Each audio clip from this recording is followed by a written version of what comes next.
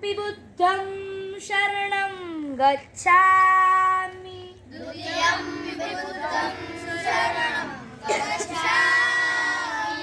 द्वितीयम्पि धम्मं शरणं गच्छामि द्वितीयम्पि संघं शरणं गच्छामि तृतीयम्पि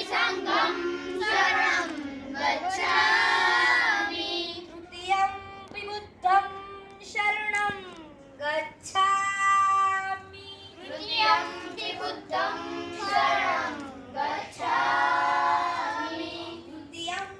धम्मं शरणं गच्छामि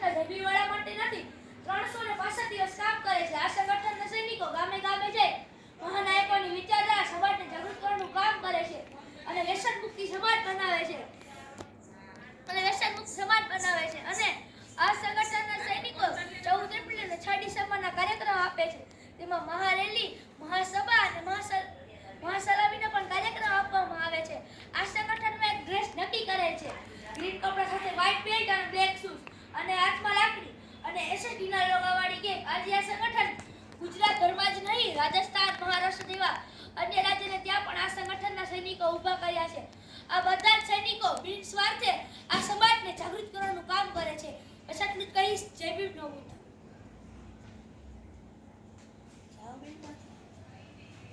જય ભીમ નમો બુદ્ધાય. મારું નામ જનક છે. હું ધોરણ 2 માં અભ્યાસ કરું છું. જય ભીમ નમો બુદ્ધાય. હું આજે તમને તથાગત બુદ્ધ વિશે થોડું જણાવીશ. તથાગત બુદ્ધનો જન્મ વૈશાખ પૂર્ણિમા ઈસા પૂર્વ 563 લુંબિની પરિણીમાં ઈસા પૂર્વ 482 કુશીનગર. તથાગત બુદ્ધનો જન્મ ભારતના પ્રજાસત્તાક રાજ્ય વ્યવસ્થા ધરાવતા શાક્યવંશ શાસનના રાજકુમાર તરીકે થયો હતો. તેમનો ઉછેર બાળપણથી તમામ સુખ સુવિધા સાથે કરવામાં આવ્યો. એક વખત તેઓ પોતાના સાથી સાથે નગર ચર્ચાએ નીકળ્યા. નગરમાં જોયું કે દુઃખી રોગી મરણ પામેલ લોકોને જોયા. જેઓએ તેમને દુઃખની અનુભૂતિ થતાં તેમનું મન વિચલિત થઈ ગયું. દુઃખનું નિવારણ શોધવાના ઉદ્દેશથી તેમણે ગ્રહ ત્યાગ કર્યો. ઘર છોડ્યા બાદ તેમણે સાધના કરી.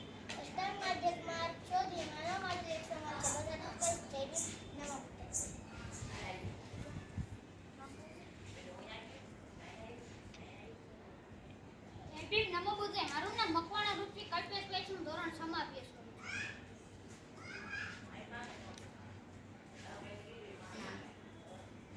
મારું નામ ચિરાગ છે. હું ધોરણ 4 માં અભ્યાસ કરું છું. આજે હું તમને દક્ષિણ પૂર્વ એશિયાના શુક્રાન ટીબી રામાસ્વામી પેરિયા વિશે કહીશ. તેમનો જન્મ 17 સપ્ટેમ્બર 1819 માં તમિલનાડુના એક કિરોડ ગામમાં થયો હતો. તેમનું મૃત્યુ 24 ડિસેમ્બર 1973 ના વેલોરના એક તમિલનાડુના કિરોડ ગામમાં થયું હતું. તેઓ મહાન દાર્શનિક રાજ હતા અને તેઓ સમાજ સુધારક હતા. તેઓ તર્કવાદાત્મક સમાનતા, મહિલા અધિકારોના મુદ્દા ઉપર ખૂબ ભાર આપ્યો અને દેવદાસી પ્રથા અને જાતિ પ્રથાનો ઘોર વિરોધ કર્યો. તેમણે જસ્ટિસ પાર્ટીની સ્થાપના કરી, જે આગળ જઈને દ્રવિડ કડગમ થઈ. તેમના કાર્યથી દક્ષિણ ભારતની મહિલાઓ અને દલિત પ્રથા જાતીય ભેદભાવ ઘણી હદ સુધી બંધ થયા. યુનેસ્કોએ તેમના નવાઈ માટે કહેર દક્ષિણ પૂર્વ એશિયાના સમાજ સુધારક નગરલાલના પિતા અને બેકાર રીતિઓ જેના દુશ્મન તરીકે ઓળખાયા. રામાસ્વામી પેરિયાએ જે સચી રામાયણ લખી હતી તે સચી રામાયણ તેમને તમિલનાડુમાં રહેતા હતા તેથી તેમણે તમિલ ભાષામાં લખ્યું હતું. તેથી લલાઈસિંહ યાદવે તેમને 20 વીઘા જમીન વેચીને 9 પ્રીતમ ખરીદીને તેને હિન્દીમાં કન્વર્ટ કર્યું. જે મહાનાયકે આપણી સાધન ભણવાનો અધિકાર છે, ઘરમાં રહેવાનો અધિકાર આપ્યો છે, તેની આપણે 1% પણ માહિતી હોતી નથી. જેઓએ આપણી હાથે કંઈ પણ નથી કર્યું તેનો આપણે પૂજા પાઠ કરીએ છીએ. બસ આટલું જ કહીશ. જય ભીમ નમો બુદ્ધાય.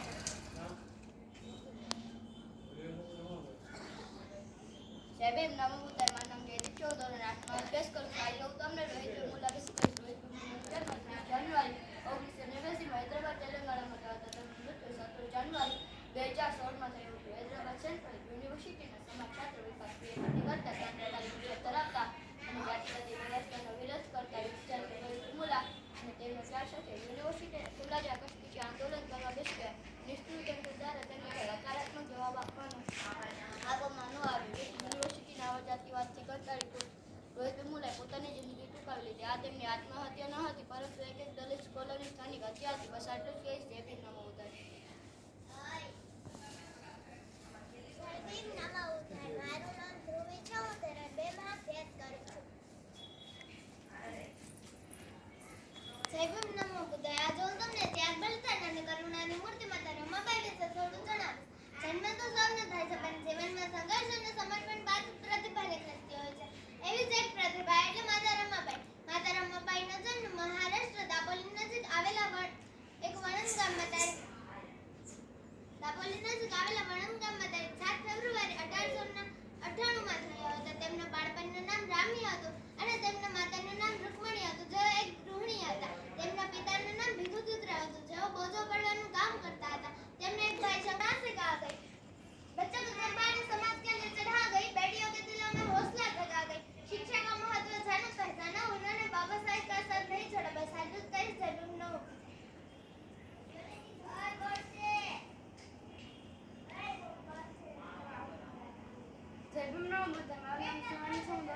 अभ्यास करूँ नमन करम सावित्रीबाई बचना शिक्षक अलग जगह अपना ज्ञान की ज्योति जलाए। शिक्षा पाकर सबको समझाए कितनी जरूरत है पढ़ाई। रूढ़िवादी परंपराओं को तोड़कर उनके खिलाफ आवाज उठाए। देश के लिए अच्छे काम करके वो महान समाज सेविका को लाए।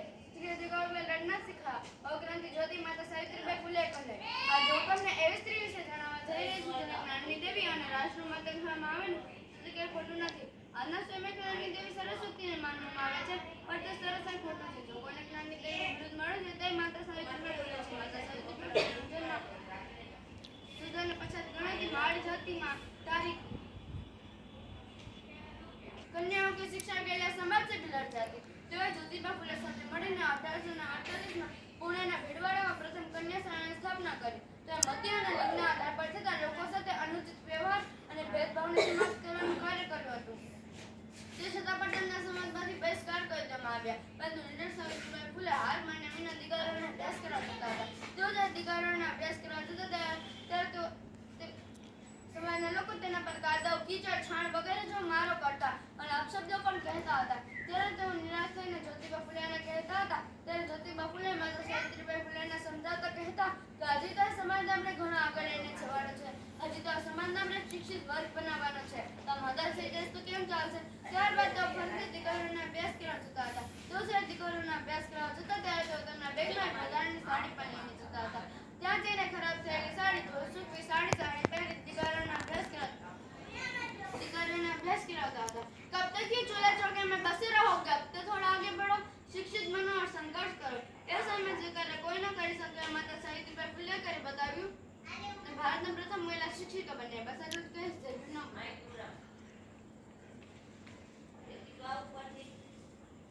વીર નમો જય. મારું નામ ખુશાલી છે. ધોરણ 7 માં અભ્યાસ કરું છું. चमकती सन 57 में वह तलवार पुरानी थी, खूब लड़ी वो मर्दानी वो झांसी की झलकारी थी.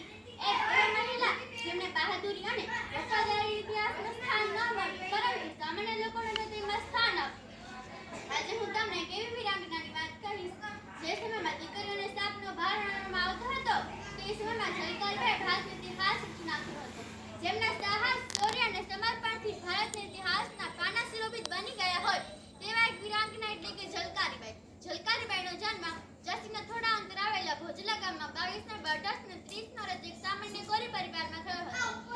ઝલકારીબાઈના માતાનું નામ ધન્યાબાઈ અને પિતાનું નામ મૂળચંદ હતું. પિતા મૂળચંદ ઘરે જ કાપડ વણતા અને માતા ધન્યા અન્ય ઘરકામ કરતા. તેઓ તેમના માતા પિતાના એકમાત્ર સંતાન હતા. તેથી તેમનો ઉછેર ખૂબ જ લાડ પ્રેમથી થયો હતો. તેઓ કપડામાંથી ઢીલિયા ઢીંગલીઓ બનાવી કળા પણ હસ્તગ્રહ કરી હતી. તેઓ નાના હતા ત્યારે તેમના માતાનું મૃત્યુ થઈ ગયું હતું. તેમના પિતાએ તેમના દીકરાને બોલણી ના सिखा गई वह रानी बन जोगन दिखा गई. इतिहास में झलक रही वो तो भारत की सन नारी थी. ઝલકારીબાઈ દુશ્મનોના હાથે પડાતા તેમને ફાંસીની સજા આપવામાં આવી. કે ઝલકારીબાઈને કેપ્ટને કહ્યું ફાંસીની સજા પહેલા તમારે કઈ કેવું છે? તો ઝલકારીબાઈ કીધું મારા બહાદુરી એટલે કા પણ મહિલા બતાવતા અંગ્રેજોને ભારે છોડી રાતોરાત જવું પડે. બસ આટલું જ કહીશ. જય વીર નમો. इस मिट्टी में उस बलिदानों की लहू की महक है. इस मिट्टी में उस बलिदानों की लहू की महक है जिनके सर कटने पर थरथरा करते थे वो योद्धा. ऐसे योद्धा थे वो तलवार होकर लोगों से पीड़ा करते थे. जहाँ कोई सोच भी सकता था कि जंगलों पहाड़ों में पली बड़ी एक बालिका देश की आजादी के लिए अपने प्राणों की आहुति दे गई. वहीं से निकली एक चिंगारी देश के जिनके शिक्षा, स्वाभिमान और बलिदानों की मिसाल की उसे युगों युगों तक याद किया जाएगा. कालीबाई का जन्म जून 1935 में हुआ था. 12 वर्ष की उम्र में अपने प्राणों की आहुति देने वाली आदिवासी वीरांगना थी वो. રાજસ્થાનમાં કોઈ શાળા ન હતી પરંતુ આદિવાસી લોકોને શિક્ષણ આપવા માટે નાનાબાઈ પીલે રસ્તાપાલ ગામમાં એક શાળા ખોલી હતી. ત્યાં કેટલાક બાળકો અભ્યાસ કરવા આવી રહ્યા હતા. કલમ ચલાવી